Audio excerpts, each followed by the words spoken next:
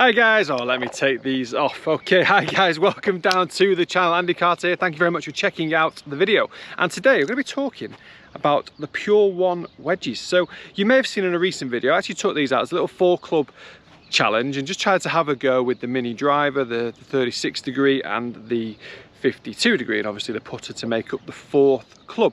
And I wanted to give you a little bit more of an in-depth review today because it's something I actually have been using. Now, just to throw a little disclaimer out there, we do get sent a lot of garbage. All right, I'll be honest, we get sent a lot of crap. And I don't always want to just put these on the video because I don't want to be seen to just advertise anything. But we actually started using these, myself and a couple of the golf pros at the academy. We've started to use these a lot on the short game because we've got 2 separate shafts here on the 52 degree. We've got the easy flex shaft, which I'm going to explain a lot more about, and we've also got the standard kind of wedge flex, probably stiff shaft in there as well. But the easy flex shaft is amazing for helping golfers understand path, tempo, and also what the wrist should be doing as well in the golf swing, or certainly in a pitch, so that type of swing. So we're going to talk through a little bit more in depth today about what these clubs do, why they're good, and why they could help your practice. And again, if it's not something that you need to add to your game or need to improve your game, or if it's not specific for you, then absolutely fair enough. But I think there will be a lot of golfers out there where this can actually really benefit a lot of golfers because of this, not just because of the smaller head, but actually because of the flex shaft, which is a key talking point in this club. It's a really good shaft because of how whippy it is. All right, so you can almost, but hopefully you can see that in the camera, like I'm just not shaking it that hard and it's whipping around quite a lot. Combine that with a really small head and it's going to be difficult to hit good golf shots with poor technique. And that's why this is good, because it's going to be very unforgiving to your outcome. If you don't swing it correctly, you don't swing it well, then you'll probably toe or heel it. Now on a full-headed golf club, you'll get away with it because it's a bigger head, and almost a standard kind of steel shaft, you'll also get away with it because it might not be as detrimental when it's starting to kind of flex as much on the way down. So the general technique that we see a lot of is the club working over there on the outside. Those birds are so loud. They're the loudest birds in the world. Shh.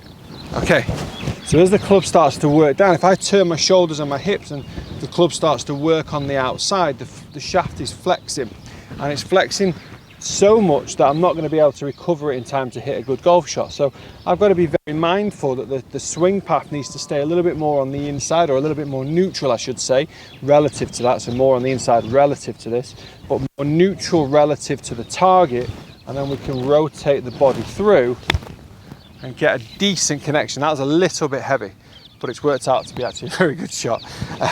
But making sure that the technique on the way down is good. Now actually what I did there, and I've got a really toey strike, is I dropped it a little bit too much on the inside, which is actually my fault. I do that all the time on my full kind of standard wedges. So for me, I've got to make sure that I actually cover the ball a little bit better, get the swing path a little bit straighter, because I'm a little bit kind of droppy on the inside. And obviously now, because the shaft's flexing so much from the inside, it's even more inside because of the flex, which is getting me more off the toe. So a great little training aid for me personally, just to kind of help neutralize the swing path. That was better. Help neutralize the swing path. And for me personally, I've actually got to feel like I'm hitting a little fade shot in there, swinging it a little bit more from out to in, so I don't get the club as stuck on the inside, and then the flex doesn't also stick it more on the inside. So like I said, I've been using this a lot for a lot of the students that I teach, and the majority of golfers that I do teach are generally a little bit more out to in. The arms start to throw on the outside, so they really hit some interesting shots once they do that. So it's a very good way of just kind of feeling the swing path on the way down. Now once you're feeling the swing path on the way down, we're then going to have to try to integrate this with your general tempo. If your tempo is good, then the shaft's not really going to flex massively. So good tempo, a little bit heavy again, good tempo, good rotation, the shaft's not going to flex a lot. But again, what I see a lot of is that kind of I see a lot of short swings and a lot of acceleration. So the shaft of the club is really working down, and there we go, straight off the toe, off towards the right hand side, because you've got very little control of the technique because the swing is so short and because the tempo is so inconsistent. So what I like to see from a lot of the golfers that I teach is a longer, wider, slower swing, so we're much more in control of the actual swing path, and we're much more able to utilize the lower body better as we start to rotate. So now the shaft of the club isn't going to be as flexy. The head's not, because of the weight in the head, it's not going to be as up and down and side to side based on swing path and that kind of jerky action there on the way down. We don't want to feel that. We don't want to feel that transfer of speed. We just want to feel a nice kind of wide rotational movement, so the club is a lot more stable in your hands during the swing. Obviously, when the stability is a lot better, then the arms can work down, body can rotate, and we just start to get a nice, there we go, nice feel, nice action on the way through. We can control the speed, the tempo, the path, and we can hit some really nice shots. And then you go back onto your kind of standard shaft in the small headed wedge and get the same sort of feeling. And I think once you work back to your normal wedge, it'll feel fantastic. So after a few shots with the flexi one, I go into a normal shaft and it feels very different already. I'm going to try and keep in that same technique, same rhythm through the shot, making sure for me that the swing is a little bit wider, particularly on the way down, so I don't get the club as trapped. Give the club a little bit more in front of the body, so the hands, I always try and feel like they stay in front of my buttons on my t-shirt, and so then as I turn, lower body rotates and everything just feels so much more connected, so much easier, and straight away there, got some really nice strikes out the center of the face.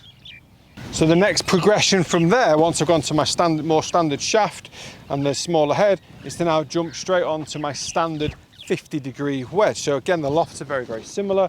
This now looks, the head looks huge, surely can't miss it. And the shaft now feels perfect for my swing. And the technique just felt good. So I'm able to get that little bit of extra width, keep that a little bit of extra width on the way down, maintain a really nice tempo. I'm just starting to work the club from a little bit more from the center of the club, the ball from the center of the club face. Well, like I say, my problem for me is I hit too many shots from the toe of the club. I do that a lot, actually. I do that far too often. The whippy shaft helps me work my tempo and work my path more neutral.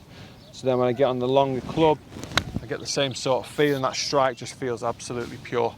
So guys, if you do struggle with the wedgie, if you do struggle with the ball striking in general, then it's a good club to go and try. Maybe if your local golf pro's already got one, to go and give that a go, or jump online. The links in the description below. So if you're interested in having a look at it, jump on their website. Some really good information about how it helps you kind of mentally as well as visually, just to kind of look at a smaller target and get the striking from there. Because again, when I was growing up as a kid, I was always told not to aim at the fairway, aim at a tree or something that's miles away.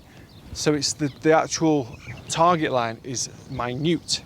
So what they've done with the golf club is made the golf club head minute in comparison to what we normally use. So it helps to focus the mind to an extent where you're obviously more intent on getting that strike, whereas we get this bigger head, we're not as intent on making the strike, I don't think. So a smaller head really helps focus your mind to make the ball strike. This is another good quality of the actual golf club as well. So like I say, it's something I'm endorsing because I'm using. I don't often endorse that many training aids and products because there's only maybe 5 or 6 that I kind of actively use. So they're all on the channel in the training aids section. So if you're interested in other training aids that I'm using, do go and check them out. But for today, I hope you've enjoyed this video. Please also subscribe to the channel if you're new to the channel. And it's getting very hot. Summer is coming from a beautiful Dubai. I'll see you again very soon.